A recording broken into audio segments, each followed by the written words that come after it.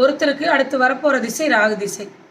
இந்த ராகு திசை ராஜயோகத்தை தருமா இல்லை ரொம்ப பள்ளத்தில் தள்ளுமா அப்படிங்கிறத எப்படி பார்க்குறது? ஒரு ஜாதகத்தை பார்த்ததுமே எப்படி ராகு திசை நல்லதா, இது பாசிட்டிவாக நம்மளுக்கு வேலை செய்யுமா இல்லை நம்மளுக்கு நெகட்டிவாக வேலை செய்யுமா எப்படி பார்க்குறது அப்படின்னா, ராகு, அந்த ராகு ஒரு ஜாதகத்தில் ராகு எங்கே இருக்காரு, அவரை குரு பார்க்குறாரா இல்லைன்னா குரு கூட இருக்காரா?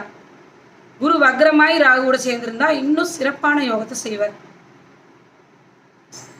அப்படி இல்லை அப்படின்னா, இப்போ அந்த மாதிரி இந்த 2 ஆஸ்பெக்டும் இல்லை அப்படின்னா, ராகுக்கு வீடு கொடுத்தவரும் கால் கொடுத்தவரும் ஒருத்தரை பார்த்துக்கிறாங்களா, கேந்திரத்தில் இருக்காங்களா, இல்லை 2 பேருமே சேர்ந்து ஒரே கட்டத்தில் இருக்காங்களா?